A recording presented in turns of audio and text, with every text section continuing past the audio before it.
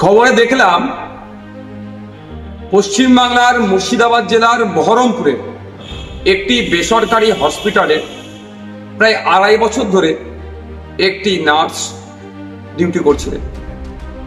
হঠাৎ তার হিজাব পরার কারণে তাকে বরখাস্ত করা হয়েছে, অর্থাৎ চাকরি থেকে তাকে চাকরিচ্যুত করা হয়েছে, চাকরি থেকে বাদ দেওয়া হয়েছে। আমি ভেবে অবাক হচ্ছি আমরা কোন রাজ্যে বসবাস করছি।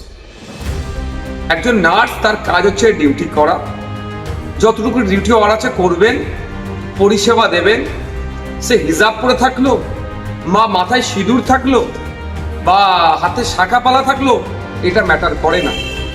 এইগুলো যদি আমার মনে খোলানো হয়, মানে সে শাখা সিঁদুর হোক, শাখা পালা হোক বা হিজাব হোক, তাহলে তার ধর্মীয় আচরণে বাধা দেওয়া হচ্ছে। আমরা কোন রাজ্যে বসবাস করছি?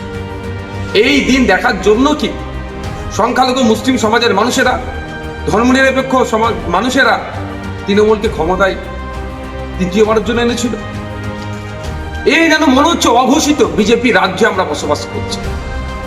কখনো ওয়াকফ আন্দোলন করতে গেলে আটকানো হচ্ছে, কখনো তিলোত্তমার বিচার ঠিকঠাক বিচার চাইতে গেলে মিথ্যা মামলা দেওয়া হচ্ছে। হাসখালিতে আমার বোনটা এখনো বিচার পেল না। একের পর এক 26,000 চাকরি বাতিল হচ্ছে দুর্নীতির জন্য। ঠিক উত্তরপ্রদেশও চাকরি দুর্নীতি বাতিল হয়েছে।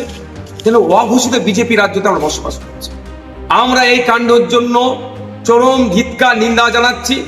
অবিলম্বে স্বাস্থ্যমন্ত্রী তথা মুখ্যমন্ত্রীকে এই বিষয়ে হস্তক্ষেপ করতে হবে, এর কড়া একটা বিহিত করতে হবে। সাথে সাথে আমি হসপিটাল কর্তৃপক্ষকে বলবো, যে এই ধরনের নির্দেশনা দিয়েছে তার বিরুদ্ধে ব্যবস্থা গ্রহণ করুন। অবিলম্বে এই ধরনের অবাঞ্ছিত মন্তব্য, অসংসদীয় মন্তব্য, অসাংবিধানিক মন্তব্যকে আপনারা প্রত্যাহার করুন।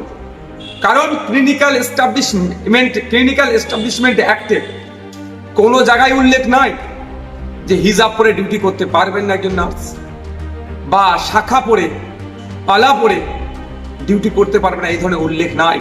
তাহলে আপনারা কে? ক্লিনিক্যাল এস্টাবলিশমেন্ট অ্যাক্টকে আপনারা ভায়োলেট করছেন, ফান্ডামেন্টাল রাইটসকে আপনারা ভায়োলেট করছেন, ধর্মীয় স্বাধীনতা হস্তক্ষেপ করছেন। এগুলো মেনে নেওয়া যায় না। আর এটা নতুন নয়, এর আগে অধ্যাপিকাকে অপমানিত হতে হয়েছে।